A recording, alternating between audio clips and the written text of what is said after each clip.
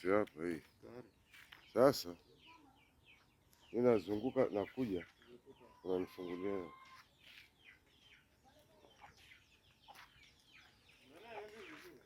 Inaenda vizuri, sinaona hapa.